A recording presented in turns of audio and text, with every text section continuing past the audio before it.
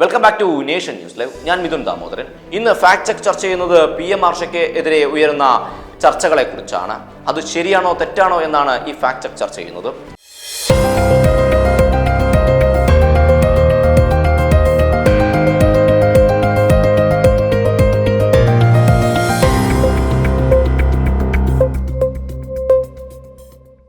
കഴിഞ്ഞ ദിവസം BJPയുടെ സംസ്ഥാന കമ്മിറ്റി അംഗം C. കൃഷ്ണകുമാർ പറഞ്ഞ വാചകത്തെയാണ് ഞാൻ ഇവിടെ ഉദ്ധരിക്കുന്നത്. SFIക്കെതിരെ നിന്നാൽ കൊച്ചിനെ ഉണ്ടാക്കി തരുമെന്ന പ്രസ്താവനയിലൂടെ പാർട്ടിക്കാരെ പോലും ഞെട്ടിച്ച നേതാവാണ് PM ആർഷോ.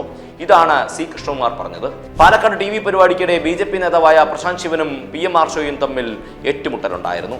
അത് സോഷ്യൽ മീഡിയ ആകെ ചർച്ച ചെയ്തതാണ്. ആർഷോയ്ക്കെതിരായ ASF വനിതാ നേതാവിന്റെ ആക്ഷേപം നാറിയ നാടകമെന്ന് മുൻ നേതാവ് C. കൃഷ്ണകുമാർ പറഞ്ഞതാണ് ഇപ്പോൾ ഈ ഫാക്ട് ചെക്കിലൂടെ ചർച്ച ചെയ്യുന്നത്. പാലക്കാട് കഴിഞ്ഞ ദിവസം TV ചാനൽ പരിപാടിക്കിടെ SFI മുൻ സംസ്ഥാന സെക്രട്ടറി PM ആർഷോയും അതുപോലെ തന്നെ BJPയുടെ ജില്ലാ അധ്യക്ഷൻ പ്രശാന്ത് ശിവനും തമ്മിൽ വാക്കേറ്റവും കയ്യേറ്റവും ഉണ്ടായി. സോഷ്യൽ മീഡിയയിൽ വലിയ ചർച്ചയാണ് ആ വിഷയത്തെക്കുറിച്ചുണ്ടായത്.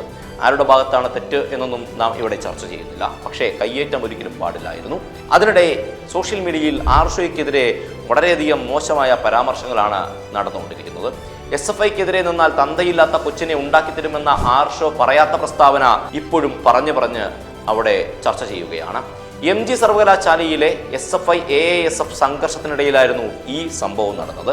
TV ചാനലിനിടെ ഉണ്ടായ വാക്കേറ്റവും കയ്യാങ്കളിക്കും പിന്നാലെ നടത്തിയ പ്രതികരണങ്ങൾക്ക് BJP നേതാക്കൾ ഇന്നലെ മറുപടി പറയുകയും ചെയ്തു. BJPയുടെ സംസ്ഥാന വൈസ് പ്രസിഡന്റായ C. കൃഷ്ണകുമാർ ഇന്നലെ ഒരു കാര്യം പരാമർശിച്ചിരുന്നു. ആർഷോയ്ക്കെതിരെയാണ് ആ പരാമർശം നടത്തിയത്. AASFിലെ പ്രവർത്തകയോട് മോശമായി സംസാരിച്ചയാളാണ് ആർഷോ. ആ ആർഷോയെ CPM ജില്ലാ സെക്രട്ടറി അടക്കമുള്ളവർ വെള്ളപൂശാൻ ശ്രമിക്കുകയാണ്. എന്തിന്റെ അടിസ്ഥാനത്തിലാണ് C. കൃഷ്ണകുമാർ അങ്ങനെ പറഞ്ഞത് എന്നതാണ് ഈ ഫാക്ട് ചെക്ക് ചർച്ച ചെയ്യുന്നത്. ഒരു കാര്യം പറയാം, PM ആർഷോയ്ക്കെതിരെ AASF വനിതാ നേതാവ് ഉയർത്തിയ ഈ ആക്ഷേപം പച്ചക്കള്ളമായിരുന്നു എന്നാണ് മുൻ AASF നേതാവ് A. സഹദ് പറയുന്നത്. AASF സംസ്ഥാന കൗൺസിൽ അംഗമായിരുന്ന സഹദിനും അന്ന് SFIക്കാരുടെ മർദ്ദനമേറ്റിരുന്നു. എന്നാൽ ആർഷോ ജാതി അധിക്ഷേപവും സ്ത്രീവിരുദ്ധ പരാമർശവും നടത്തി ഭീഷണിപ്പെടുത്തിയെന്ന വനിതാ നേതാവിന്റെ ആരോപണം തെറ്റായിരുന്നുവെന്ന് ഫേസ്ബുക്കിൽ പങ്കുവെക്കുകയാണ് സഹദ്. CPI ആലുവ മണ്ഡലം കമ്മിറ്റി അംഗം കൂടിയായിരുന്ന സഹദ് അടുത്തിടെ പാർട്ടിയിൽ നിന്നും രാജിവെച്ചിരുന്നു. കുറിപ്പ് ഇങ്ങനെയാണ്: രാഷ്ട്രീയ പ്രവർത്തനത്തിൽ പലവിധ ഓഡിറ്റിങ്ങിനും നേതാക്കൾ വിധേയരാവാറുണ്ട്. അത് നല്ലത് തന്നെ.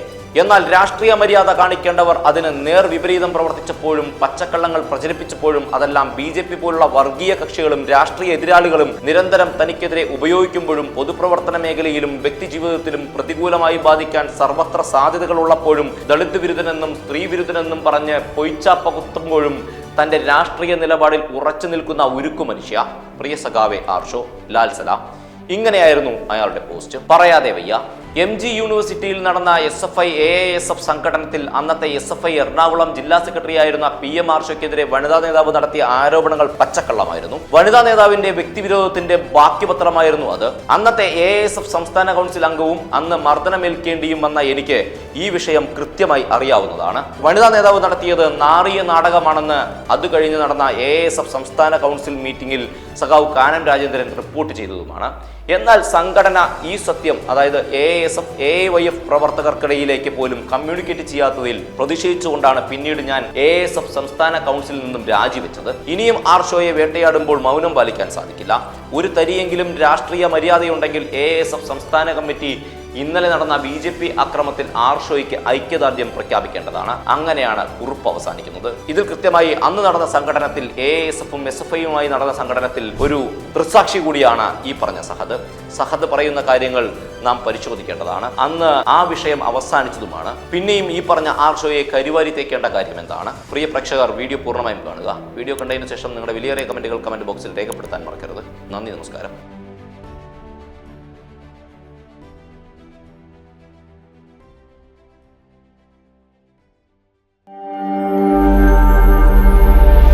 നാഷൻ ന്യൂസ് ലൈവ്, സത്യം, ചരിത്രം, വർത്തമാനം.